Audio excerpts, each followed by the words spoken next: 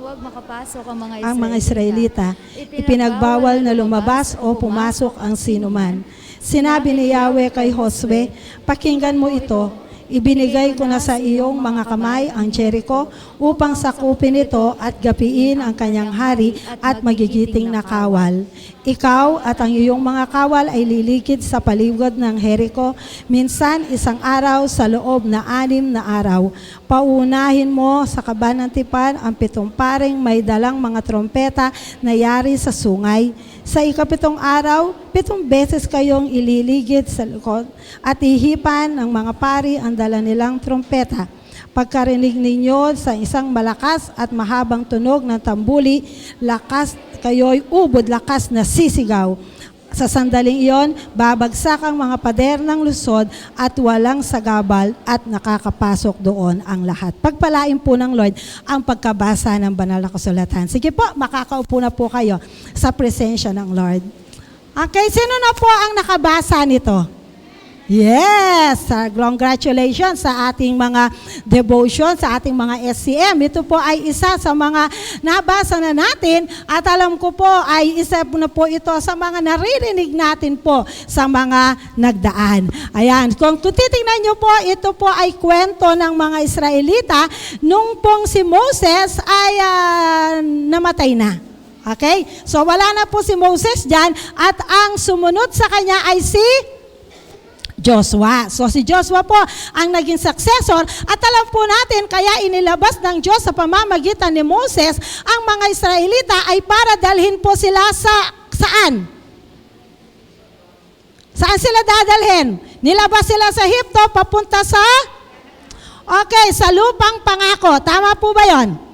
Okay? So kung titingnan mo, yun yung plano sa kanila ng Lord. Mula sa pagkaalipin, kapatid, mula doon sa pagsakop, no po, ng mga, na sila po ay napunta sa ilalim ng pagkaalipin ng mga Ehipto, pero inilabas sila ng Lord, at sa paglabas nila, ang plano sa kanila ng Lord ay dalhin sa lupang pangako. Ngunit, dahil nga po sa tagal ng kanilang paglalakbay, kapatid, no po, sila po ay nanatili sa ilang, at dyan po hanggang sa mamatay si Moses. Pero pumalit nga po si Joshua at nagsimula na ang kanilang journey na naman, ang kanilang paglalakbay patungo po sa Promised Land.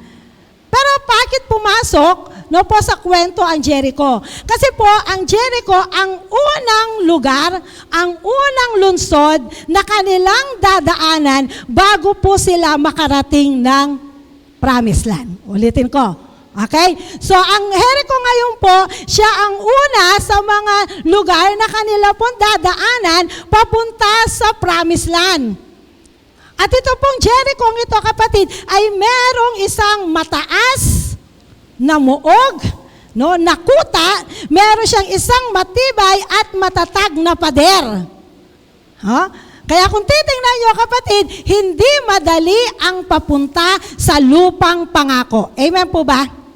Kahit yun po ang pangako sa atin ng Lord, hindi madaling pumunta sa lupang pangako. Kasi meron po silang dadaanan at yung dadaanan nila, napakalaking pader. Sino rito ang naniniwala na hindi madaling pumunta sa yung pangarap? May mga dadaanan ka. Tama ba? No? Hindi madaling pumunta doon sa yung gustong mangyari. Merong mga dadaanan ka sa daan at ito po yung nangyari. Pero kapatid, ang ginawa ni Joshua, hindi po siya, kapatid, tigil, no po, hindi po, metok nang kaya ang huling ating pader, dahil merong malaking pader, natakot na siya. Kung hindi alam niyo po si Joshua, nagpadala siya dyan ng spice.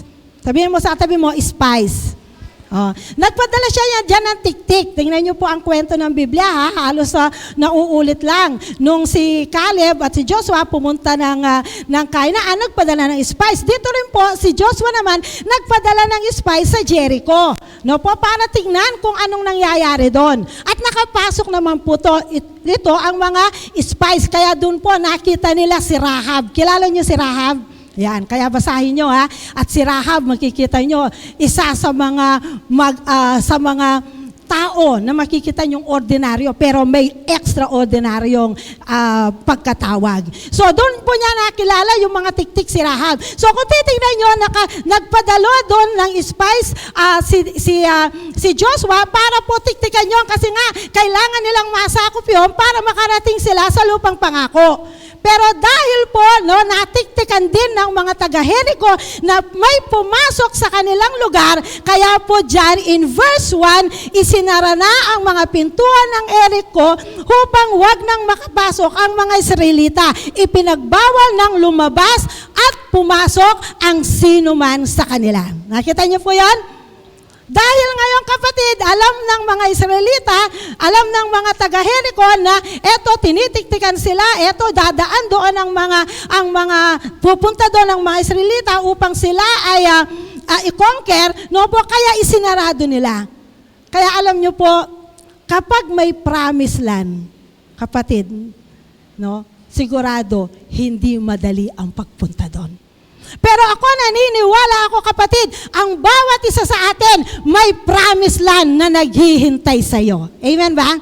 Sino rito ang naniniwala may magandang kinabukasan na naghihintay sa kanya? Sino rito ang naniniwala hindi lang ito ang lugar na para sa iyo, may naghihintay pang maganda? Yung bahay mo, hindi pa yan ang final na bahay mo, may mas maganda pa dyan. Yung sasakyan mo, hindi pa yan yung para sa'yo. May gaganda pa dyan. Kung ngayon, 2 gulong lang. Kapatid, susunod, 3 na yan. Susunod, 4 na yan. Baka susunod, wala nang gulong yan. Gusto nyo yun? Pero kapatid, kasi may naghihintay sa atin. Kaya lang, gusto ko makita mo rito, ang pagtungo sa pagpapala ng Diyos, ang pagtungo sa pangako ng Diyos ay hindi madali. Pagkasabi, hindi madali. Kaya kapatid, meron kang kakaharapin. Pero ang maganda rito, ang mga Israelita, lalo na si Joshua, hindi siya na-stuck. Pagsabi sa katabi mo, huwag kang ma-stuck. Huwag kang makulong. Hindi siya nanatili sa kinalalagyan niya. Okay na sila sa disyerto eh.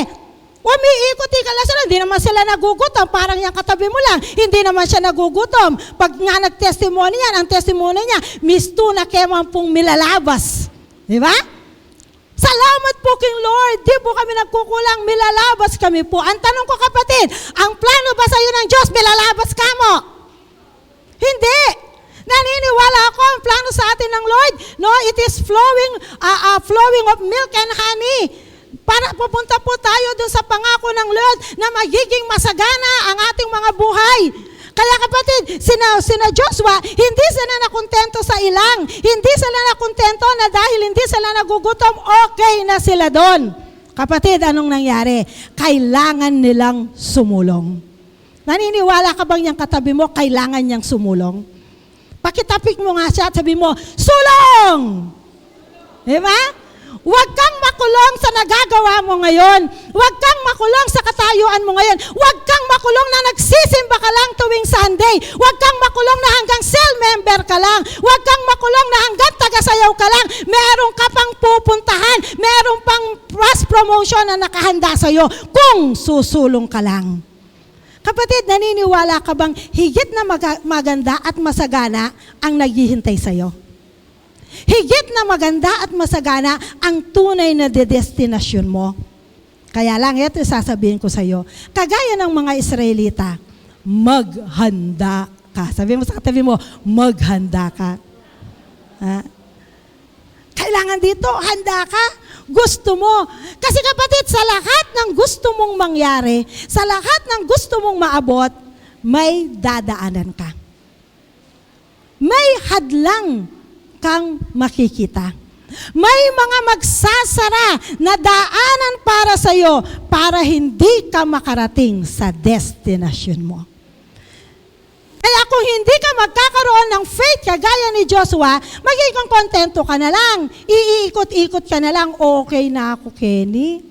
Okay na kaming sisimba. Okay na kaming nakikinig na lang. Okay na kaming nasa online na lang. Iikot at iikot ka lang. Pero kapatid, ako naniniwala ako, ang ganda ng future mo. Sabihin mo sa katabi mo, ang ganda ng future mo. Maniwala ka, ikaw na anak ng Diyos, ang ganda ng future mo. Hindi ka lang hanggang dyan. Meron ka pang mararating. Hindi lang hanggang dyan ang buhay mo. Meron ka pang iaangat. Kaya kapatid, dapat mapuntahan mo yun. Dapat i-desire mo yun. Kailangan kong mapuntahan ang promised land ko. Kailangan kong makuha yung pangako ng Diyos sa akin. Kailangan akong makarating doon sa inihanda sa akin ng Lord. Kaso kapatid, maghanda ka.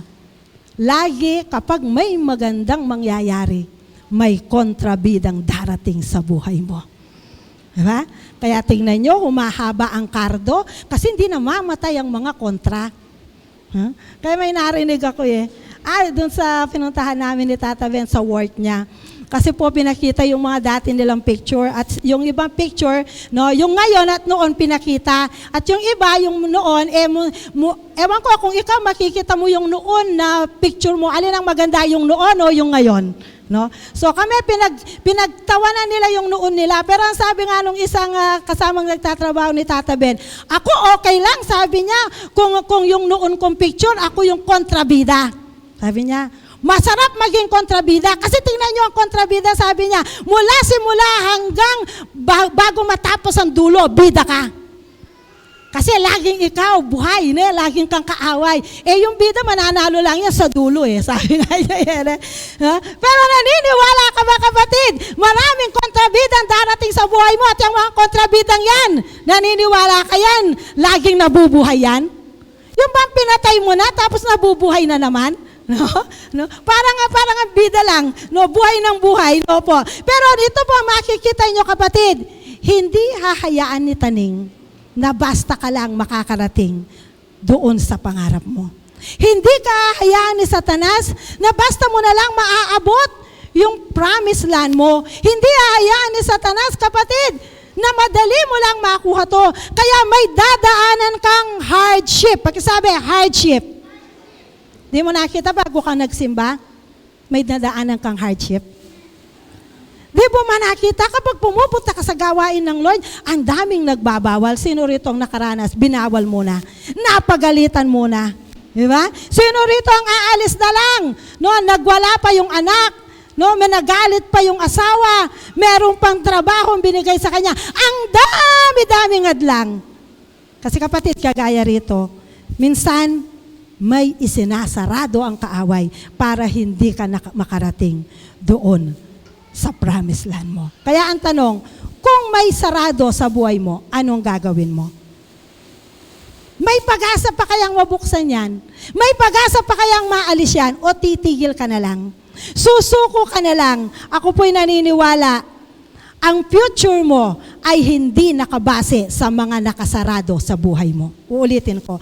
Ang future mo o ang pagpapala mo ay hindi nakabase sa mga nakasarado, kundi ito ay nakabase kay Kristo. Sige pa, palakpakan mo si Lord. Kapatid, ako'y naniniwala, anumang sarado sa buhay mo, hindi yan ang magdedekta sa future mo kasi habang may Kristo ka, isasarado man ang kaaway, pero kayang buksan ito ng Diyos. Di ba ba? Kaya sabi nga ng isang word when someone closes the door, God can open more windows. Ha? Kayang buksan lahat ng Lord Kayang buksan ng Lord ang lahat ng pintuan para sa katuparan ng plano niya sa iyo. Kaya kapatid, in 7 years, gusto kong umusad ka. Sabihin mo sa katabi mo, umusad ka. Sumulong ka pa. Huh? Makarating ka pa doon sa plano ng Diyos sa iyo. Hindi ka lang hanggang dyan. Tingnan mo man, subukan mo ang Lord. Hindi ka lang hanggang dyan sa trabaho mo. Kung uusad ka lang kay Lord, hindi ka lang hanggang dyan sa sitwasyon mo. Kung uusad ka lang kay Lord, makikita mo maraming mabubuksan na opportunity na pagpapala sa buhay mo. Kung susulong ka, papunta kay Lord. Kaya tingnan niyo po to kapatid. Sa buhay ni Joshua, ililid niya ang mga Israelita patungo sa promised land. Pero yung dadaanan nila isinara. Wala na makakapasok, walang makakalabas. Parang sa buhay mo, walang makapasok, walang makakalabas kasi sarado na. Hindi ka makausad kasi may limitasyon ka na. Hindi ka makausad kasi hanggang doon ka na lang. Pero rito kapatid, gusto kong makita mo in verse 2. Ayan. In verse 2. Ang sabi po rito, sige ate, yung susunod. Ready? Blow, pakibasa. Sinabi ni Yahweh kay Josue, pakinggan mo ito, ibinigay ko na sa iyong mga kamay ang Jericho upang sakupin ito at gapiin ang kanyang hari at magigiting na kawal. So dito po, tingnan nyo kapatid. Sa English, ang sabi niya, but the Lord said to Joshua, Jericho and its king, okay, Jericho and its king and all his mighty warriors are already defeated. So kung makita nyo yun, ha? Are already defeated, for I have given them to you. Kapatid, ang realidad, nakikita ni Joshua, sarado. Ang realidad, nakikita ni Joshua, mahirap. Kandado, sarado ang mga lugar. Walang magawa. Hindi siya makakilos. Hindi siya makadiskarte. Pero kapatid, gusto kong makita mo rito. Anumang sarado sa buhay mo, kapatid, okay lang yan. Ang mahalaga, dapat meron ka lang kagaya ni Joshua. Anong meron kay Joshua? Si Joshua nagkaroon ng revelation from God. Pakisabi, revelation from God. Makikita mo kapatid na sa kabila ng kalagayan ni Joshua, may nagsalita. Nakikita niyo yan? May nangusap kay Joshua. Tatanungin ko kayo sa binasa, sino ang nangusap kay Joshua? Si Yahweh. Sino si Yahweh? Ang Diyos. Kapatid, tatanungin kita, sa buhay mo ba, nagsalita na ba sa iyo ang Diyos? O ikaw lang ang laging nagsasalita? Nagsasalita ba sa iyo si Lord, si Yahweh, o ikaw lang ang laging nagsasalita? Kapatid, maniwala ka? In the time of crisis, in the time of pandemic, in the time sa lockdown ng buhay mo, yung mga saradong pintuan sa buhay mo, ang pinakamahalagang marinig mo ang Diyos. Ang dapat marinig mo ang Diyos. Kaya tatanungin kita, gustong-gusto mo bang naririnig ang tinig ng Diyos? Gustong-gusto mo bang naririnig ang tinig ng Diyos, kapatid? Lagi mo bang hinahanap ang tinig ng Diyos o mas hinahanap mo ang tinig ng kumpare mo? O diba manag ka ti kumpare? Huh? Sino ang lagi mong kausap? Si kumpare o si Lord? Kaya dito kapatid, napakahalaga sa buhay upang ikaw ay makaalis sa mga sarado sa buhay mo. Kailangan alam mo ang naririnig mo. Sino ang mas gusto mong naririnig? Si Mare? Oh, Mare, anong latest? Diba? Oh, Mare, ano ka rin magbingo? Oh, Mare, ano ka rin magkipamiesta? Sino ang lagi mong kausap? Sino ang lagi mong naririnig? O ang mas hinahanap mong tinig? Tinig ng TikTok.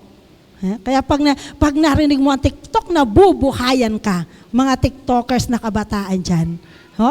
Pag narinig mo yung mga tunog ng games, gising na gising ka. Kaya dito kapatid, gusto kong makita mo, si Joshua wala nang magagawa. Parang nakalimit na siya. Si Joshua, naging miserable siya. Kapatid, gusto niyang pumasok, gusto niyang umusad, pero isinarado lahat sa kanya. Pero si Joshua, kapatid, hindi tumigil. Ayaw niyang manatili dun sa disyerto. Ayaw mo niyang manatili sa kinalalagyan niya. Sino rito, ayaw mo ring manatili sa kinalalagyan mo ngayon?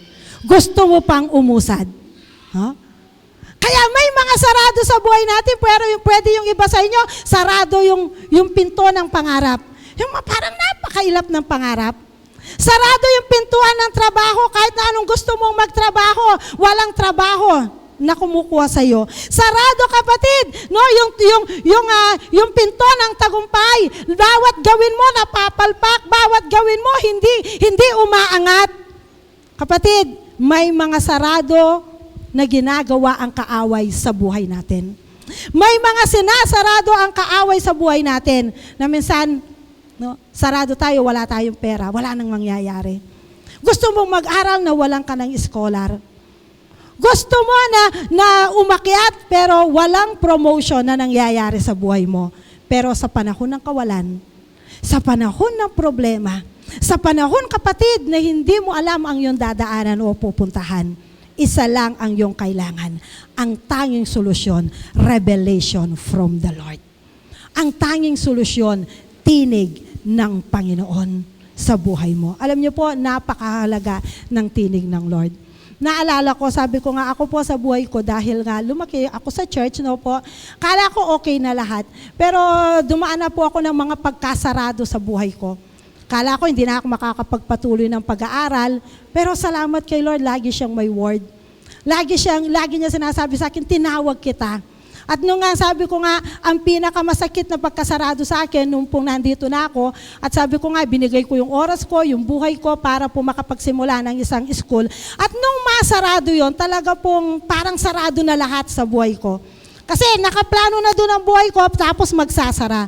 So sabi ko kay Tate Ben, kung gusto ng Lord, kahit nakapagtayo na tayo ng bahay dyan, balik tayo ng tip ko. So sabi ko, mag-apply ka uli ng bahay doon, balik tayo doon.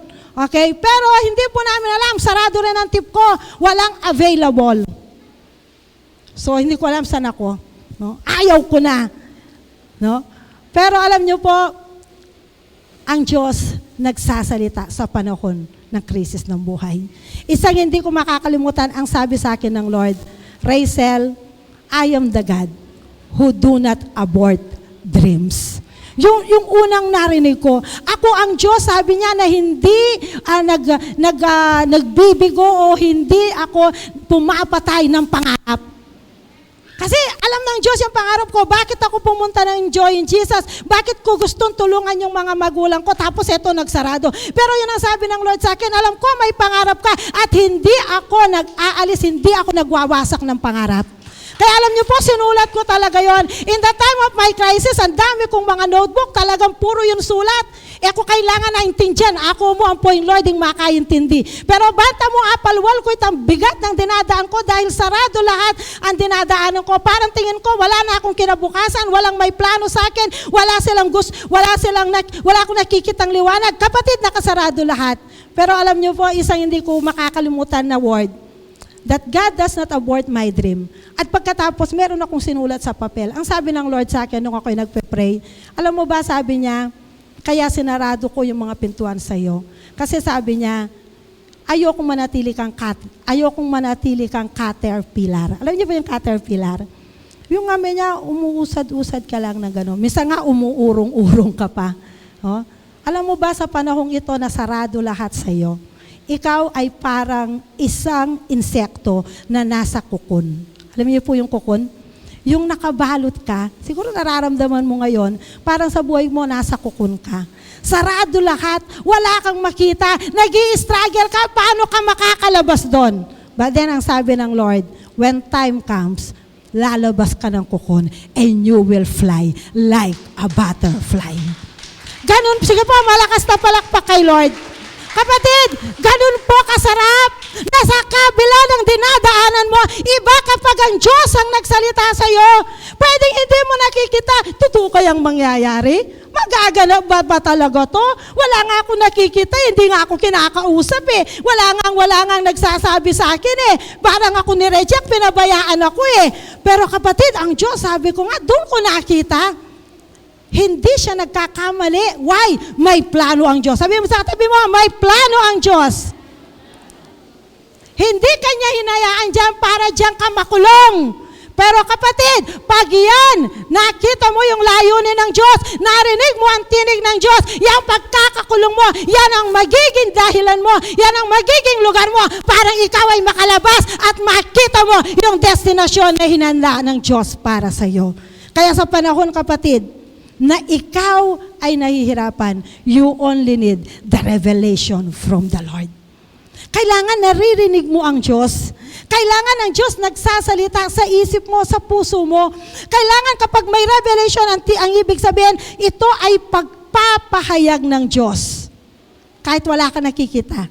Kaya alam niyo po, kapag nagbabasa ka ng Biblia at may revelation na dumarating sa iyo, napakapalad mo.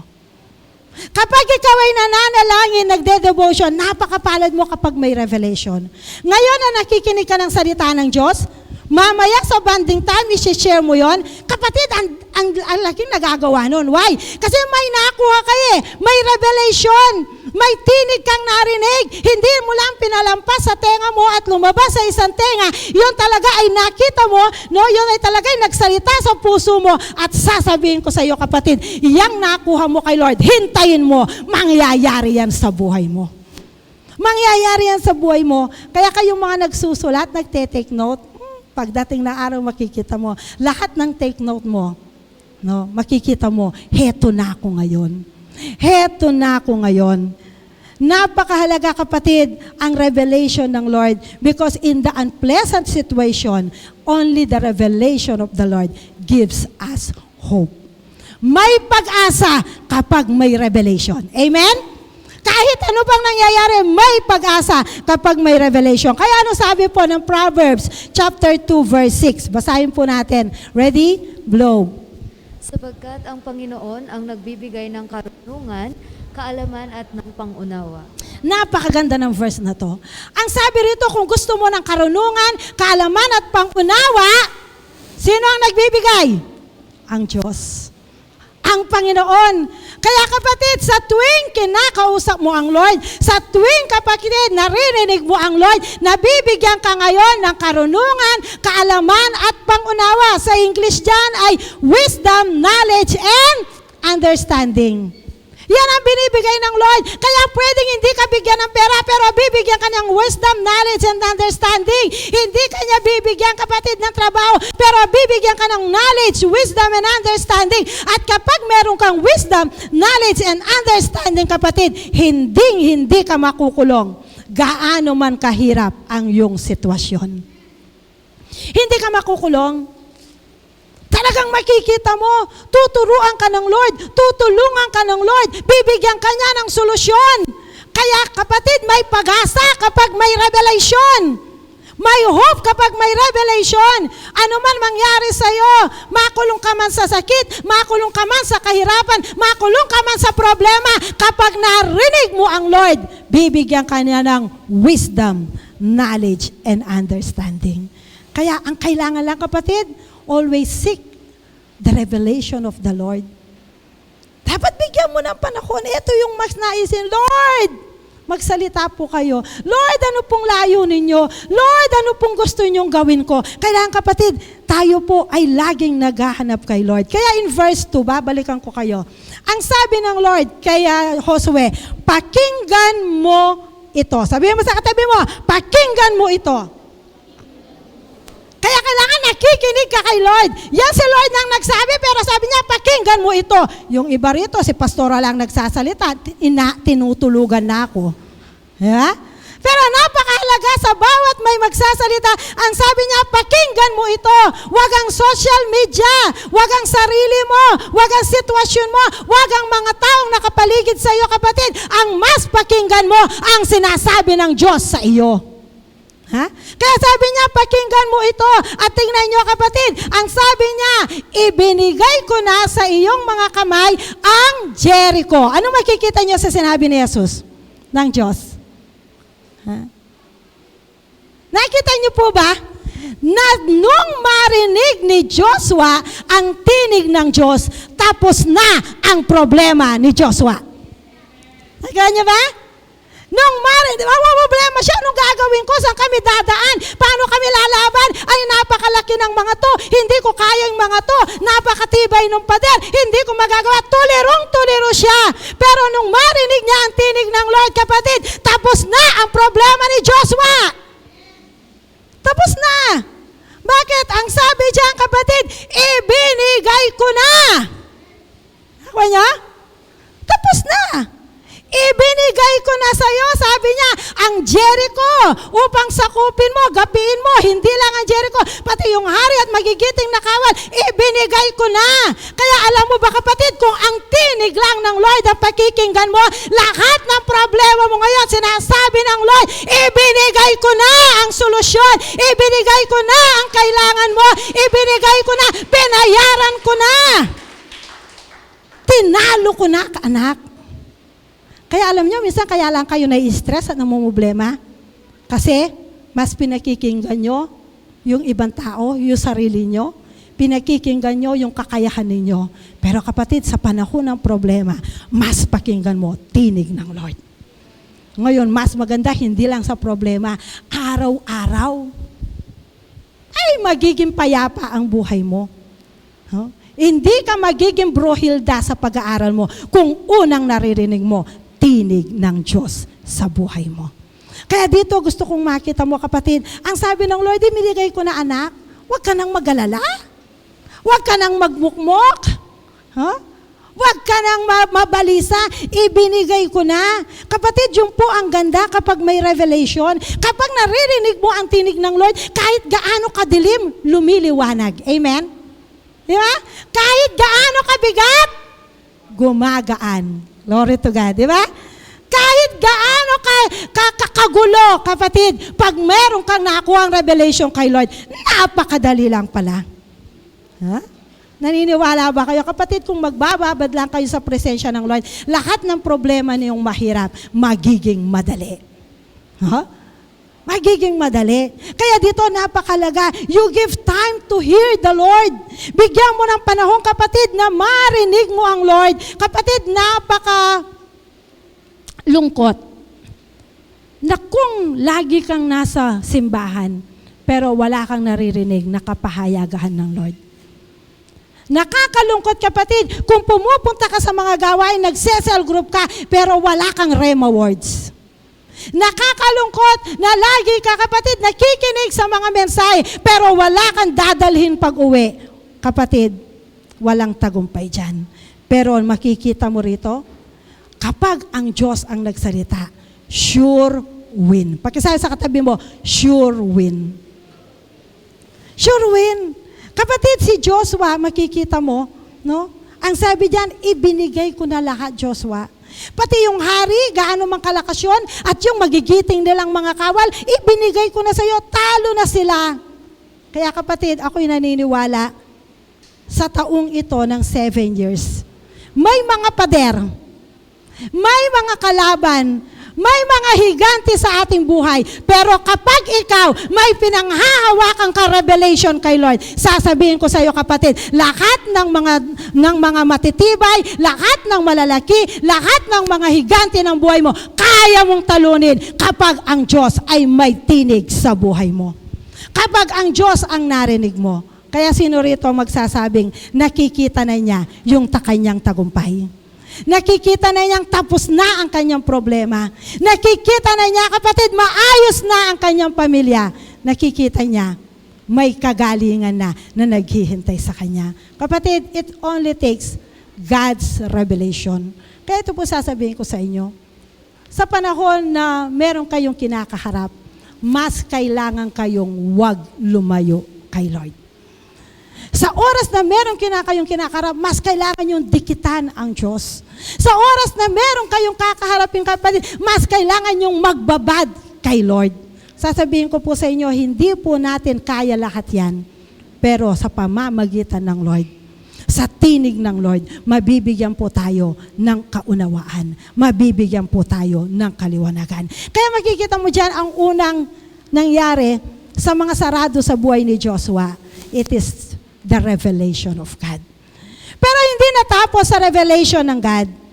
So magandang paniwalaan mo, maganda kapatid na panghawakan mo yung mga salita ng Diyos, yung mga pangako ng Diyos, yung mga revelation ng Panginoon. Pero ang pangalawang makikita mo dyan, kapatid, in every revelation, there is an instruction. Pakisabi, instruction.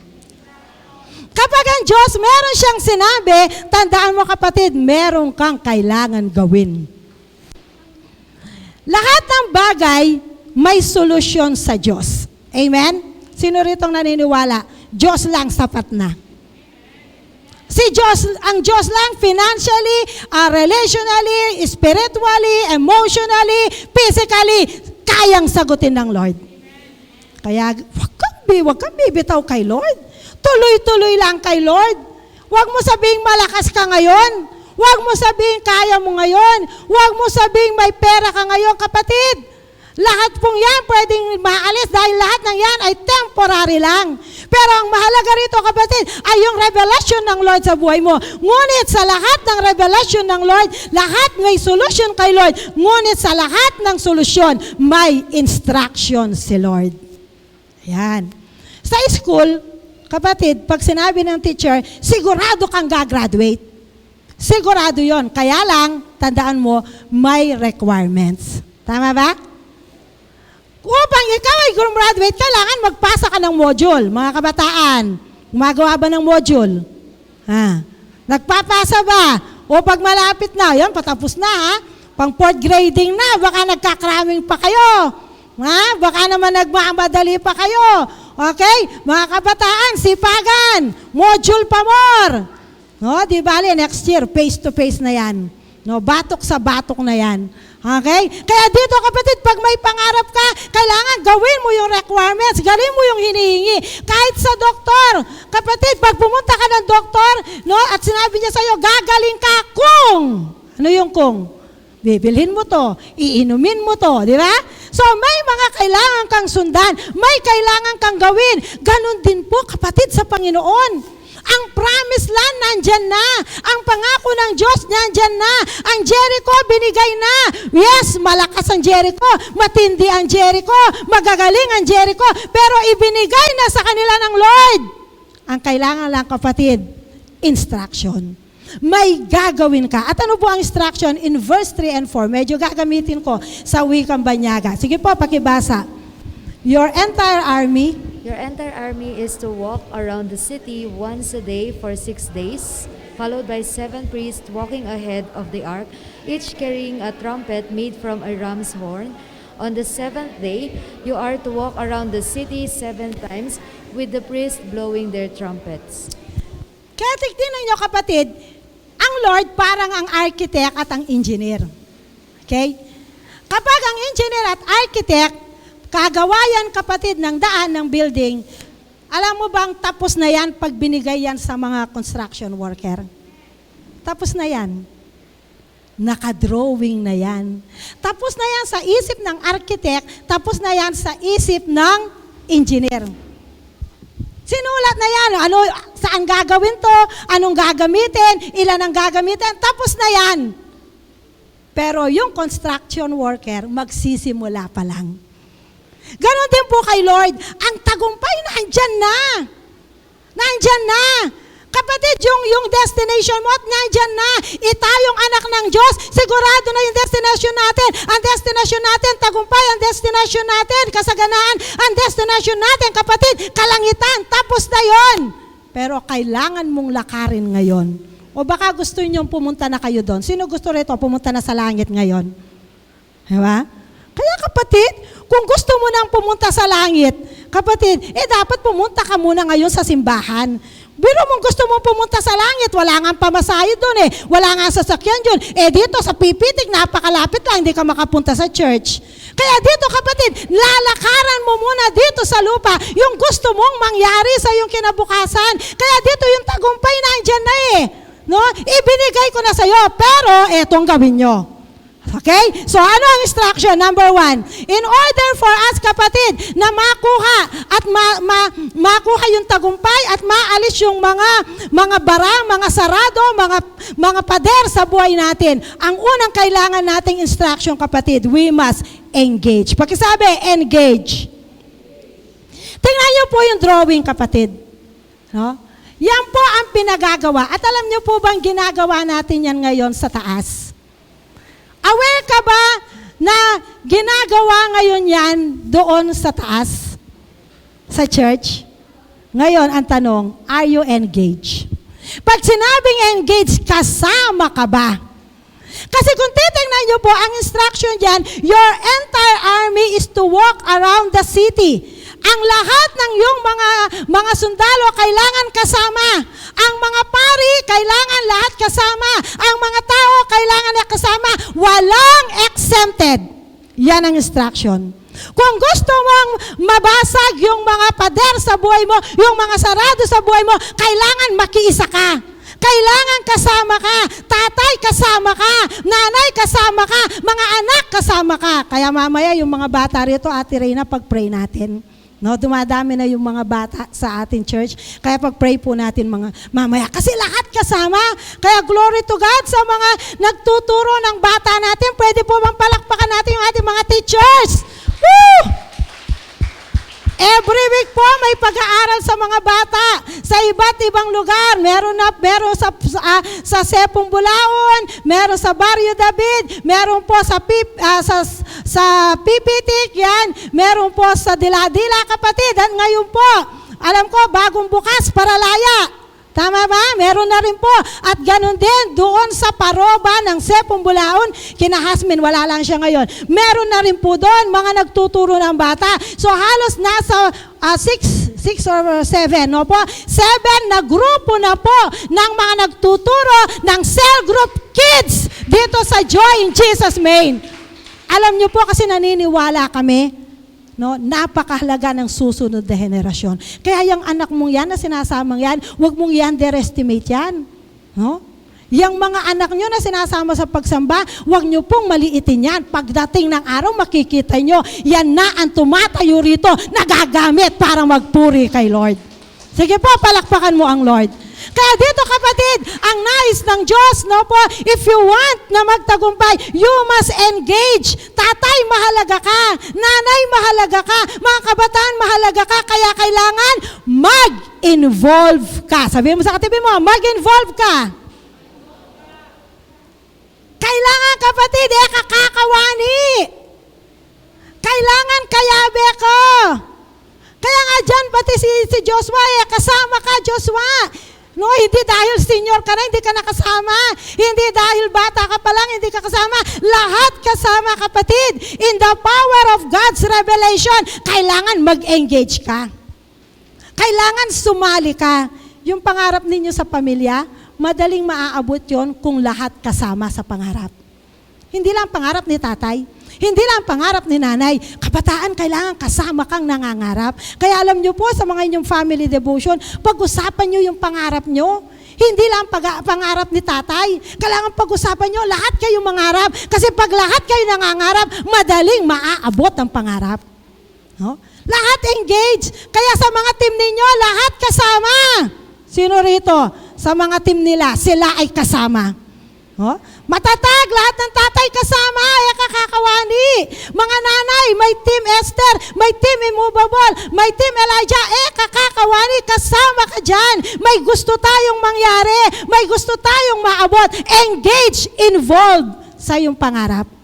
Engage, involved sa mga gusto nating mangyari. Kapatid, kung kapamilya ka, kabahagi ka sa gawain ng iglesyang ito.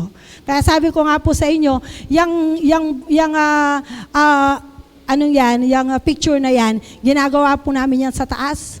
Umiikot kami. No po? Ikutan yan. No po? At pag dumami kami, 2 grupo pa kami ng ikot. No po? Ang maganda rito, alam niyo po ba sa taas, meron kaming kasamang hindi umiikot. No po? Pero alam niyo po ba, kahit hindi siya kasamang umiikot, pumapanik siya dahil kabahagi siya. Ha? Opo, si Tatay Cesar, every Saturday, kapatid din na namin siya kung kasamang umiikot kasi nahihiya po siya sa amin. No? Kasi po alam niya, medyo mahuhuli siya. Baka naka-7 na kami, makakaisa pa lang si Tatay Cesar. Pero hindi po naging dahilan niyo para hindi siya mag-engage. Ikaw kapatid, ang lakas-lakas mo, hindi ka maka-engage Ikaw ang bilis-bilis mo tumakbo, hindi ka maka-engage Si Tatay Cesar, kapatid, kahit po nahihirapan siya sa paglalakad ng mabilis, pero kapatid, nag-engage siya, pumapanik siya. Bakit? Kasi kasama siya, involved siya sa pangarap, involved siya sa gustong mangyari. Kaya congratulations po kung maraming mga tatay nakasama. Yan po ang kailangan namin. Yan po yung ninanasa namin. Kaya kapatid, kung ikaw ay taga-JIJMC, kabahagi ka.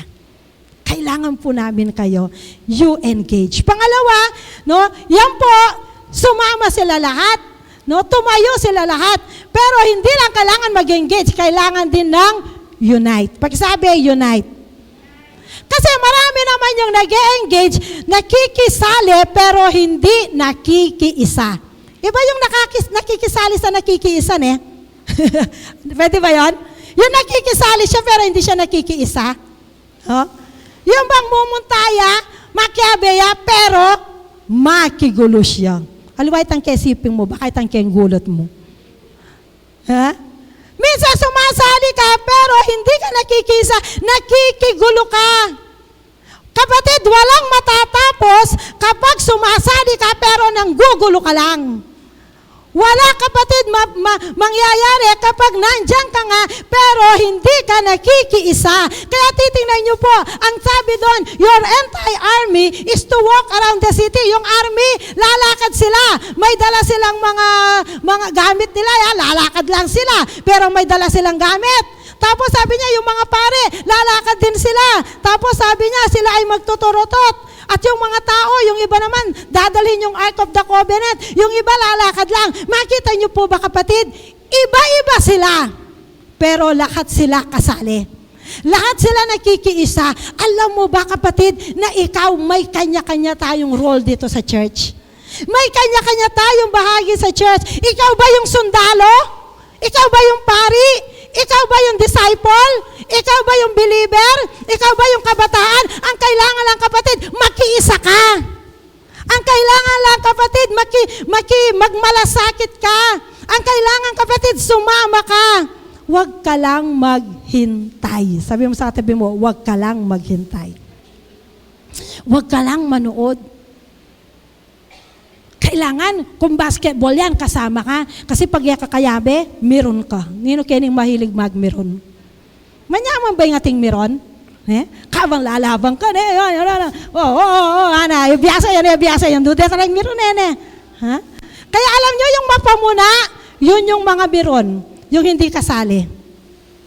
Kaya naglaro kami ng chess. No po? Pag yung dalawang nag-chess, pakaisipan din yung tira nila yan Yan. Pero alam mo, kung ikaw nanonood ka lang doon, sasabihin mo, mali yung ginawa nun. Di ba? Ang galing-galing nung nanonood, Pero kapag siyang nandun, hindi niya rin alam yung gagawin niya.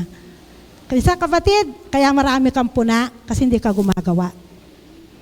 Kaya minsan dami mo sinasabi kasi hindi ka nakikiisa. Hindi kasi ikaw ang nandun.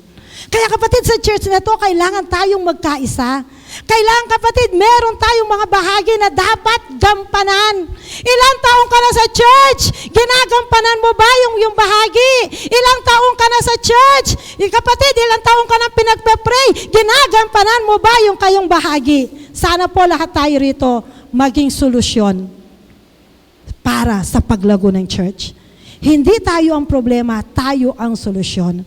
Alok ko po'y naniniwala, kung tayo lang ay magkakaisa dito sa church, matatalo ang demonyo.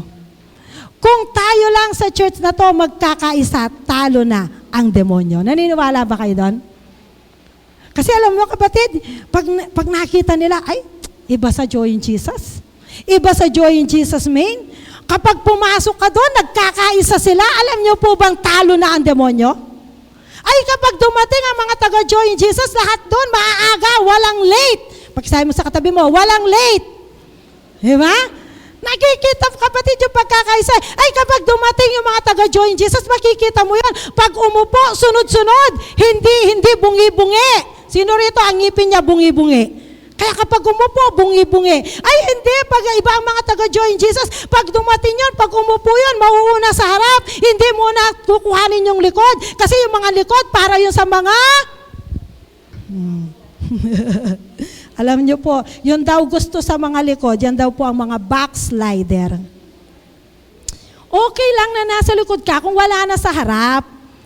Pero kapatid, kung meron pa po sa harap, makiisa ka naman para yung dumating. Pero baka naman sa susunod, magpalit ka na para sa likod ka na lang, ha? Oh, kapatid, kasi dapat rito, kaisa ka. No? Kapag nagkakaisa yung sa nagkaka-Joy in Jesus, nakikita namin, pag dumating sila, iba sila Lahat sila may dalang Bible. Oh? Lahat sila nagte-take note. Lahat sila pag nagpuri, sabay-sabay. Kapag sila'y umawit, katulad ng agila, lumulundag. Kapatid, nakikita yung pagkakaisa. Ako'y naniniwala, kapag nakita yun ng demonyo, kapatid, hindi na siya maniniraan dito. Aalis na siya kasi nakita niya ang lugar na ito. Nagkakaisa sa pagpupuri, sa pagsamba para sa Panginoon. Kaya kapatid, may pagkatalong mangyayari kapag tayo'y nagkakaisa. Sigurado ang panalo natin kapag ang nakita ng Diyos ay yung ating pagkakaisa. Kaya lahat ng pader ng kahirapan, lahat ng pader ng problema, lahat ng pader ng sakit at pag-aaway-away, maguguho kapag tayo'y engaged at kapag tayo'y united. Kaya ang pangatlo kapatid, sa instruction ng Lord, kailangan we must follow exactly. Pagsabi, follow exactly.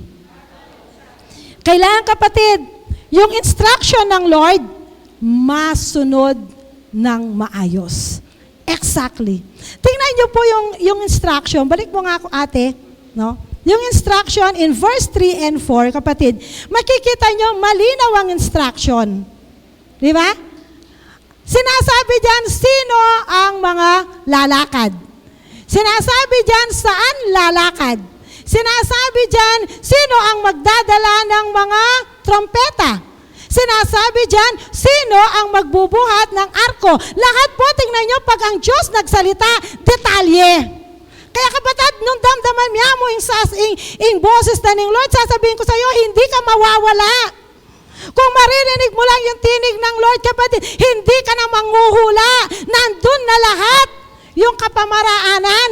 Ituturo na ng Diyos yung lahat ng yung gagawin. Kaya dyan nakalagay, even ilan beses, paano gagawin? Detalya, kapatid. Kaya sabihin mo sa katabi mo, sunod lang. Ang kailangan na lang, sumunod ka lang. Follow exactly. Walang shortcut. Marami kasing mga Pilipino mahilig sa shortcut. No ka rin kaya yung mabilis. Di ba?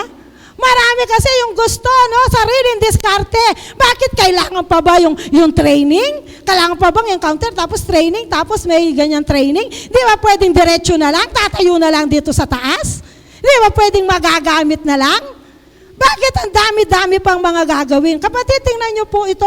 Pag ang Diyos nagbigay, no po, kailangan sundin mo. Huwag kang mag-corrupt. Huwag kang gagawa ng sariling diskarte. Huwag mong babaguhin. Kung ano mismo ang instruction, sundin mo. Kung anong mismo yung tinuro ng Diyos, sinabi ng Lord, sundin mo. Ngayon tatanungin kita, tingnan mo ang instruction ng Lord. Ang kalaban, ang Jericho, isang mataas na pader. Isinarado. Okay? Pero sabi ng Lord, ibibigay ko sa inyo yon. Ngayon, eto ang instruction. Eto ang gawin nyo. Tatanungin ko kayo kapatid, mahirap ba yung instruction? Mahirap ba yung pinapagawa ng Diyos? Tingnan nyo kapatid yung pinagagawa ng Diyos na instruction. Di po ba kayo nagtataka? Pero mong ang kailangan pasukin, ang kailangan labanan, ang Jericho. Sundalo sila, pari sila, pero kapatid, ibibigay yon. Kaso sa pagbibigay yon, ang instruction, lahat ng sundalo, lalakad. No? Iikot. Ang mga pari, magpaparada. No? Magmomosikos, tutut. Tatanungin ko kayo, madali o mahirap? Mahirap bang lumakad? Mahirap bang tumugtog? Alin ang mahirap, lumakad o makilaban? Makilaban. Ano ang mahirap, lumakad o makipagbarilan? Diba? Ano ang mahirap, lumakad o makisuntukan? Tingnan nyo ha, ang utos lang maglakad. Pero ang problema, napakadali lang, bakit ka nahihirapan? Ako nyo? Ang utos ng Lord, kapatid, napakadali lang, sure win. Mananalo ka. Ang kailangan lang, kapatid, sumunod ka lang. Tingnan nyo sa Biblia, ang daming instruction. Ang tanong ko, bakit ka nahihirapan? Matthew 6:33, and all these things will be added unto you. Pangako yun, ang instruction ng Lord, seek ye first. Madali, mahirap. O, tingnan nyo, nanahimik na kayo. Tama? Mahirap ba yun? Tatanungin ko po kayo, mahirap bang hunahin si Lord? Mahirap bang hanapin si Lord? Alin ang mahirap? Hanapin si Lord o humanap ng trabaho? Alin ang mahirap? Hanapin si Lord o humanap ng pera? Bakit yun ang pinagpinuunan nyo? Mahirap pala yun. Bakit ang inuuna nyo yung paghahanap ng mahirap. Meron namang madali eh. Ang madali lang, unahin mo lang si Lord. Daragdag na lang. Kaso gusto nyo mahirap eh. Sabi ng Lord, Joshua 1:8, huwag mong kalilimutang basahin ang akla yun. Sa gayon, giginhawa ka at magtatagumpay. Kapatid, sigurado na, giginhawa ka at magtatagumpay. Ano lang ang gagawin? Huwag kaliligtaan, basahin ang akla na yun. Tatanungin kita, estudyante, alin ang madali? Mag-module o magbasa ng Biblia?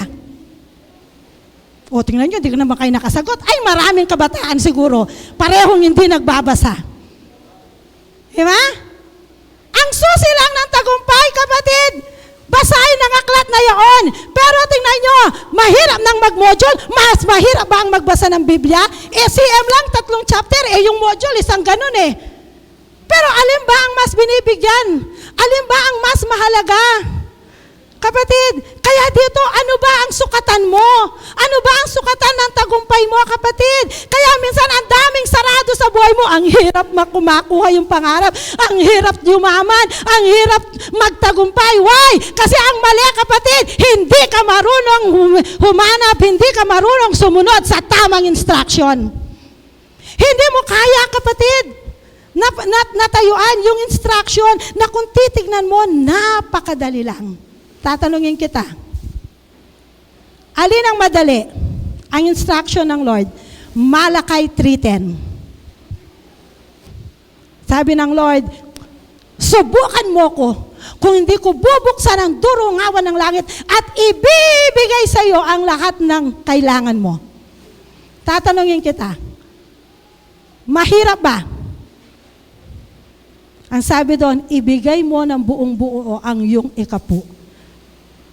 Mahirap bang ibigay ang ikapu o mahirap o madali? Alin ang mahirap?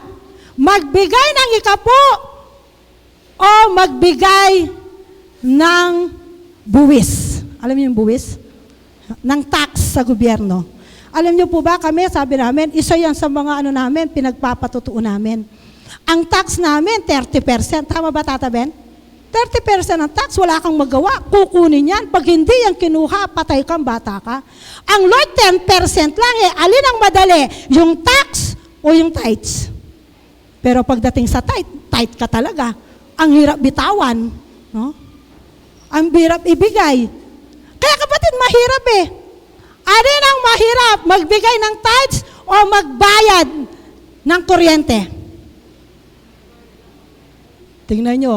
Yung tithes mo, hindi man kalahati ng bayad ng kuryente mo. Nagtitipid ka pa nun. Kay Lord, tinitipid mo, hindi mo maibigay yung tithes mo. Ang Lord, tanungin mo nga sarili mo, tinipid ka ba ni Lord? Tingnan mo yung katabi mo, hindi yan tinitipid, kaya tingnan mo, wala nang kasyang damit yan. Di ba? Tumataba, kasi hindi ka tinipid ng Lord eh. Sa hininga nga, sa hangin nga, hindi tayo tinipid ng Lord eh. Kailan ka tinipid? Siguro kung tinipid ka ng Lord sa hangin, baka ngayon, nagne-nebulizer ka. O tiya ka baka pag-snap, tinipid kasi po ako ng Lord sa hangin. Pero tingnan mo kapatid, kailanman hindi tayo tinipid ng Lord. Pero ang problema, bakit pagdating kay Lord, hirap na hirap tayong makasunod? Kaya kapatid, if you want to break, to collapse all the walls sa buhay mo na ginagawa ng kaaway, kailangan lang kapatid, follow exactly the Word of God. Follow the instruction. Kapatid, tingnan niyo po, napakadali. Hindi na kailangan silang dumugo. Hindi na kailangan silang makisagupa. Hindi na kailangan silang makipagbrasusan. Kaya hindi ka naman kailangan makipagbrasusan sa trabaho. Hindi ka naman kailangan makipagbrasusan, kapatid, sa mga kinakaharap mo sa buhay. Ang kailangan mo lang, revelation of the Lord. At pag nakuha mo yung revelation, sundin mo yung instruction ng Lord. Makikita mo ang tagumpay na ibibigay sa iyo ng Lord. Ako'y naniniwala, if you really believe the revelation, you will follow the instruction. Kaya kapatid, gaano kahirap ang sitwasyon mo ngayon? Gaano kahirap ang dinadaanan mo ngayon? Ako'y nagmaniniwala, kapatid, lahat ng ito, kaya natin pagtagumpayan. kung hahawak lang tayo sa revelation as instruction ng Lord. Kaya makikita nyo, kapag may revelation, may instruction. At kapag may instruction, yan ay ang kalalabasan yan ay manifestation. Pakisabi, manifestation! Kaya kapatid, alam mo kapag may revelation sa iyo, Lord, dapat excited ka. Kasi ang dulo niyan, manifestation, magmamanifest yung revelation, mangyayari. Sinabi yan sa iyo ng Lord, makikita mo yan, totoo yan, mangyayari yan. Excited ako dyan. Kaya kapatid, una, revelation, dulo, manifestation, pero ang tagumpay niyan, instruction. Kaya may revelation ang Lord, may manifestation, pero ang gitna niyan, instruction. Kaya walang kwenta ang revelation pag walang instruction. Walang manifestation ang revelation pag walang instruction. Kaya babalik ka rin. If you have the revelation and you follow the instruction, makikita mo kapatid, may manifestation. May manifestation. Kaya titingnan nyo yung nangyari sa Jericho, kapatid, may nangyari. Nag-manifest Totoo, naganap. Kaya ano sabi, verse 15 and 16, sabay-sabay po tayo, blow. Itong araw, bumangon sila ng magbukang liwayway at lumibot ng 7 beses sa lungsod. Noon lamang nila ito nilibot ng 7 beses. Sa ika-7 libot, hinipan ng mga pari ang mga trompeta at iniutos ni Josue sa mga tao, sumigaw na kayo sapagkat ibinigay na sa inyo ni Yahweh ang lungsod. Woo! Tingnan niyo po yan kapatid Nung una, sinabi lang ng Diyos, ibibigay ko na. Naniwala si Josue. Inaayos na niya yung kanyang pinamamahalaan. Engage kayo mga kapatid. May gagawin sa Lord. Makisama kayo mga tatay, mga nanay, mga sundalo, mga kabataan. May gagawin si Lord sa church na ito. May gagawin si Lord. Sumama kayo. Makiisa kayo. May ipapakita si Lord. Engage lang kayo. Yan po ang ginawa ni Josue. Naniwala siya. At pagkatapos kapatid, ginawa na nila. Ginawa na nila yung first day, ginawa nila. Yung second day, ginawa nila. At pagkatapos kapatid, yan po, verse 15 na yan. Yan na po yung manifestation. Nangyari na po dyan yung revelation. Ako'y naniniwala kapatid, lahat ng pinanghahawakan mo at tinatayuan mo, ginagawa mo yung instruction ng Lord, maghintay ka lang, magmamanifest ang pangako ng Diyos sa iyo. Magmamanifest, mangyayari, may ibibigay sa iyo ang Diyos sa taong ito. Sino ang naniniwala? May makakamtan siya. May tatanggapin siya sa taong ito. Kaya ang sabi niya rito sa huli, sumigaw na kayo sapagkat ibibigay na sa inyo ni Yahweh ang lungsod. Kaya kapatid, kung naniniwala ka, sumigaw ka na. Woo! Yes, mas malakas dyan. Go! Mas malakas ang sigaw, mas darating. Isa pa! Kaya kapatid, ang sabi dyan, binigay na, nangyari na. Ito yung ating paniniwalaan. Kaya kapatid, depende sa revelasyon mo, depende sa ginagawa mo, yun ang matatanggap mo. Yun ang mangyayari sa iyo. Kaya gusto kong makita nyo, yung ibinigay na sa iyo ni Yahweh. Sino rito ang naniniwala? May ibibigay ang Diyos sa kanya sa taong ito. May matatanggap siya sa Diyos. Ngayon kapatid, bibigyan kita ng chance Sabihin mo yung ibibigay na sa akin ni Yahweh ang. Tingnan niyo yung word sa baba. Ibinigay na sa akin ni Yahweh ang. Yung ang, palitan mo yung lunsod. Lalagyan ko yon kunyari ng linya. Ano ang inaasahan mong ibinigay na sa iyo ng Diyos sa taong ito? Pwede ba yan? Okay? Meron na ka na bang naiisip? Sabay-sabay tayo Okay? By faith. Okay? Sige, hawakan mo yung puso mo. Okay, kukompletohin mo Ibinigay na sa akin ni Yahweh ang. Okay? Isip ka ng 1, 2, 3, 4, 5. Yung gusto mo lahat matanggap, maniwala ka lang, ibibigay na ng Lord. Sabay-sabay tayo, wag mo pakialaman yung katabi mo, ang mahalaga ikaw. Pag wala kang sinabi, wala kang matatanggap. Wag wala kang kinlaim, kapatid, walang mangyayari. Handa na ba kayo, kabataan? Engage! Mga kalalakihan, handa na ba? Mga nanay, handa na ba? O mga kids, pati kayo, baka may darating na gadget. Sige, pray. Yung mga wala pang wifi, sabihin mo, ibibigay na sa akin ng Lord ang wifi. Okay? Sabay-sabay po tayo. Let's engage. Let us unite. Kapatid, naniniwala po ako, may ibibigay na sa akin si Yahweh. Ready? Go!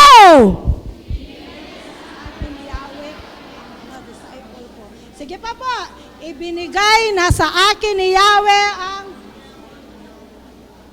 Minsan pa, ibinigay na sa akin ni Yahweh ang... last time, ibinigay na sa akin ni Yahweh ang...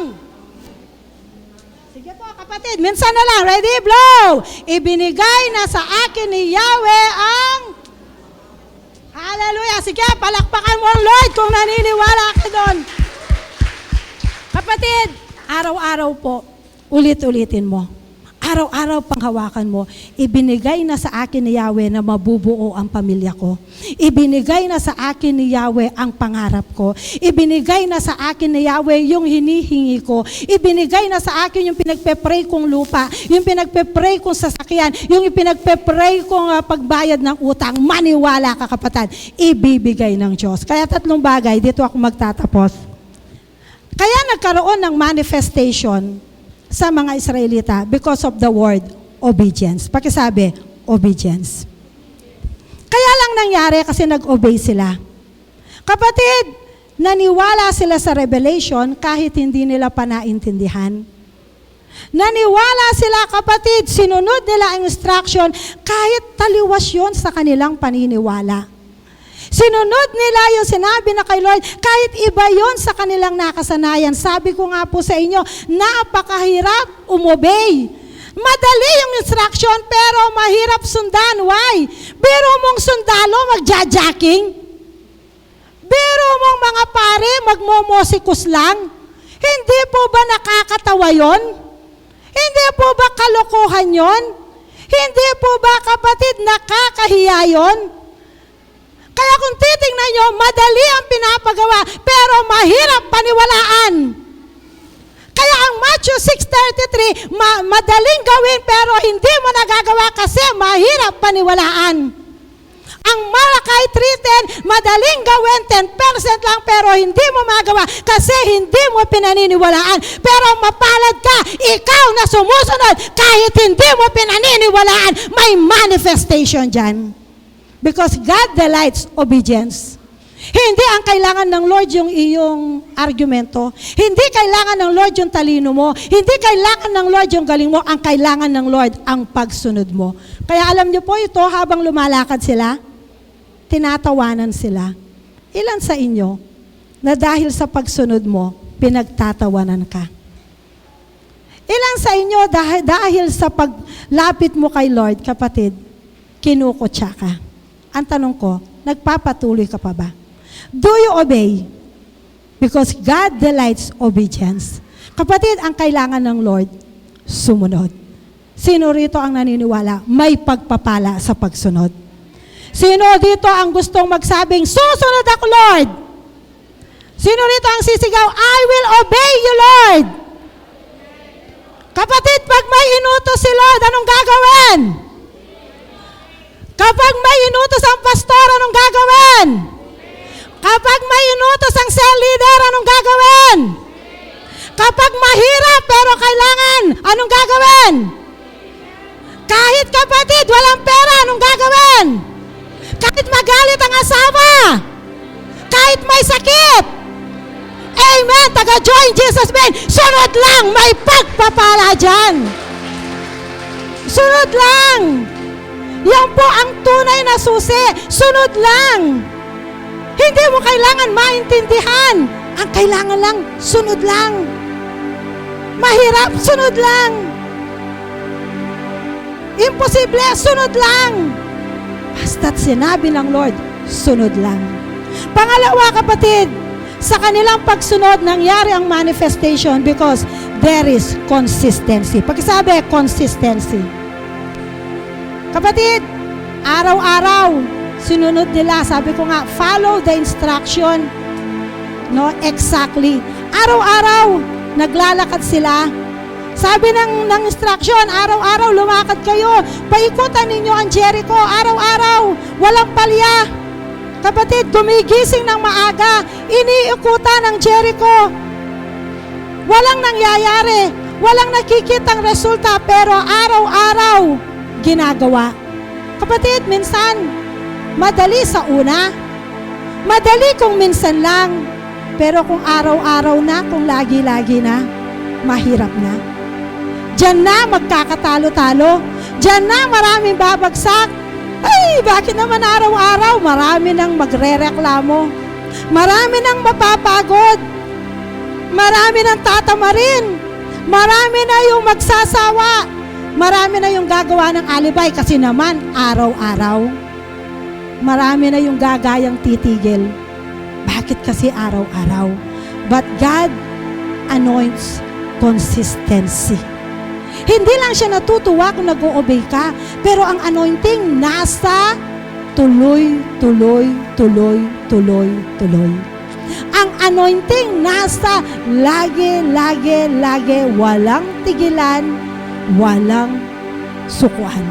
Kapatid, anumang pagtigil-tigil, walang bisa. Uulitin ko, anumang pagtigil-tigil, walang bisa. Wala kang mararating.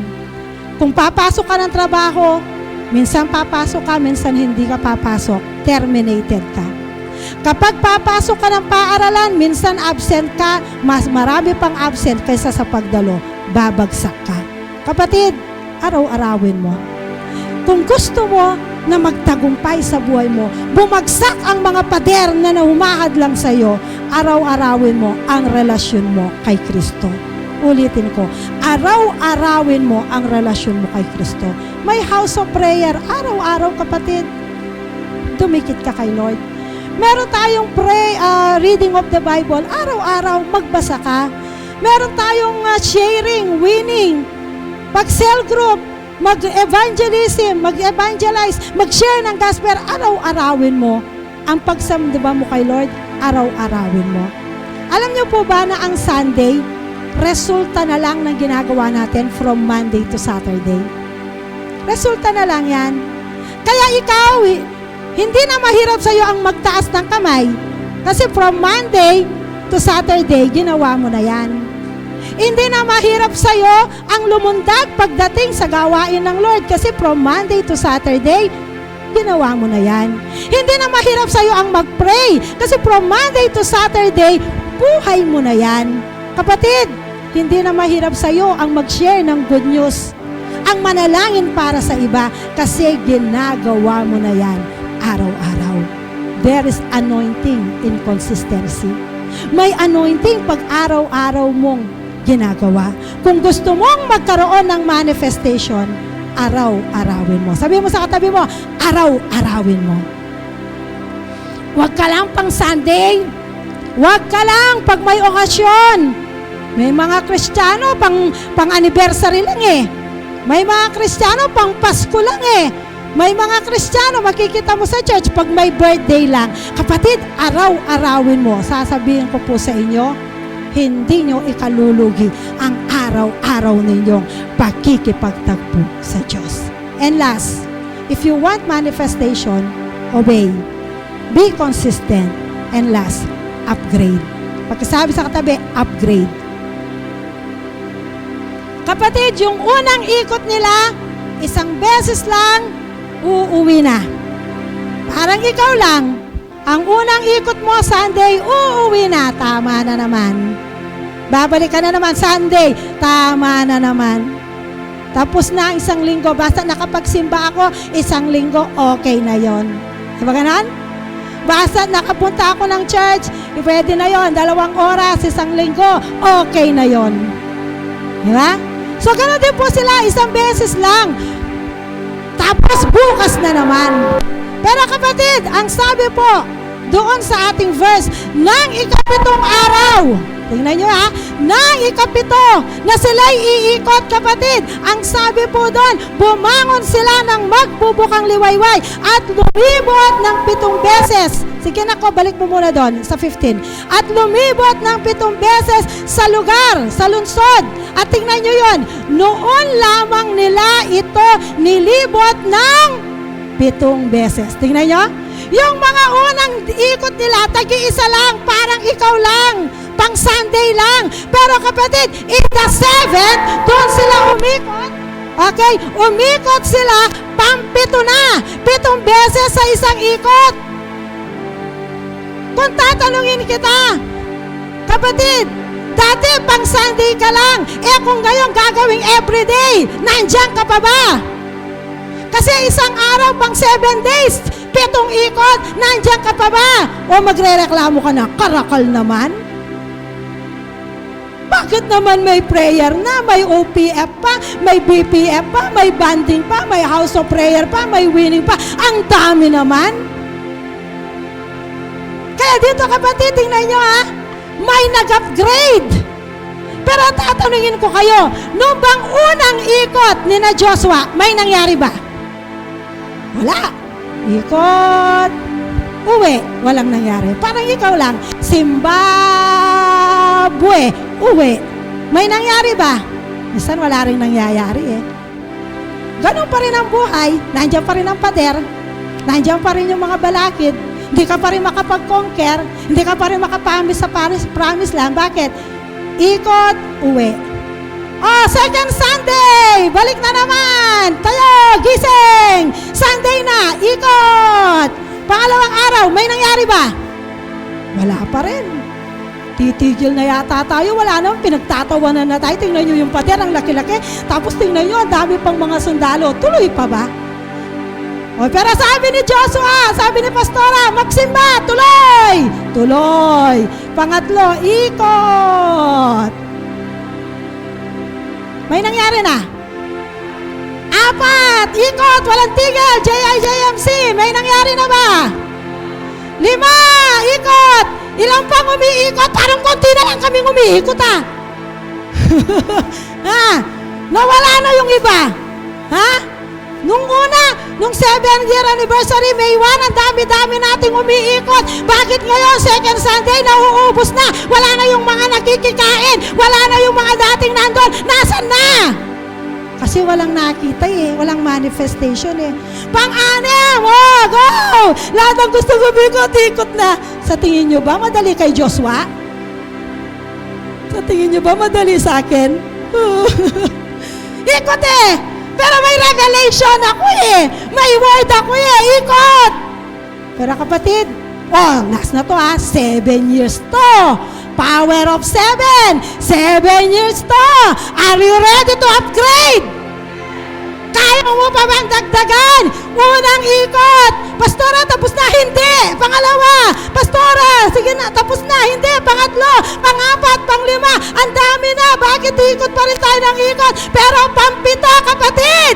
Pagkatapos ng pang-7, doon pa lang nangyari yung manifestation. Nung pang-7 yun, sumigaw na sila. Wow! Yes!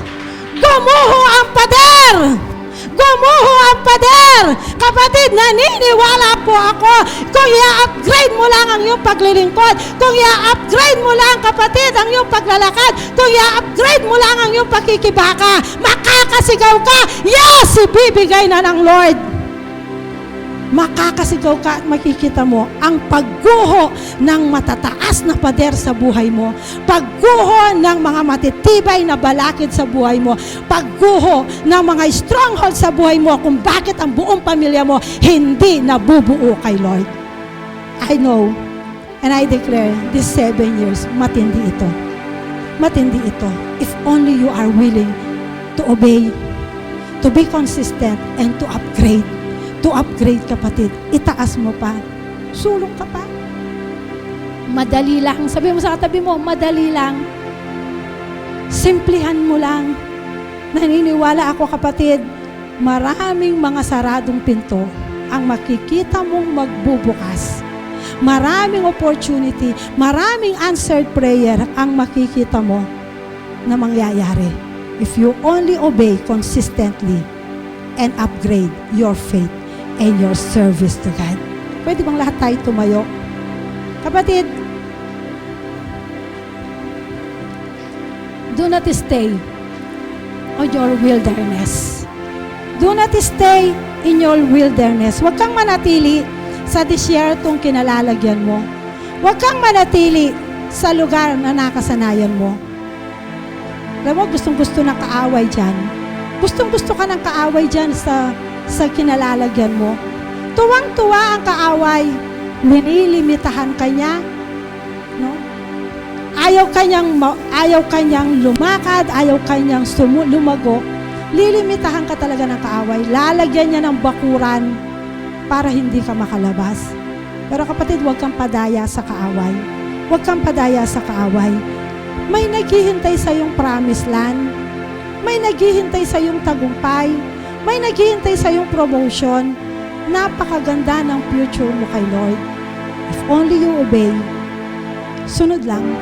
Sunod lang. Magpatuloy lang. Araw-arawin mo si Lord. And upgrade.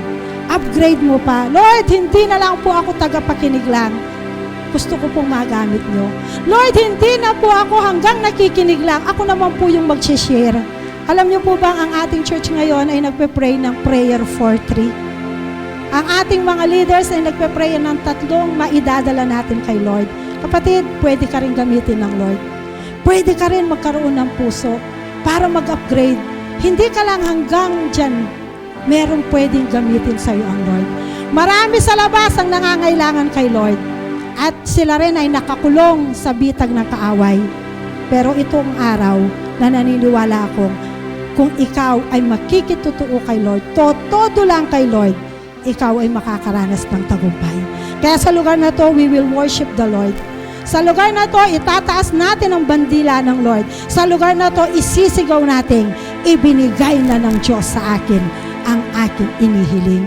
Ibinigay na ng Diyos sa akin ang aking tagumpay. Ibinigay na ng Diyos sa akin ang kasagutan ng aking mga panalangin.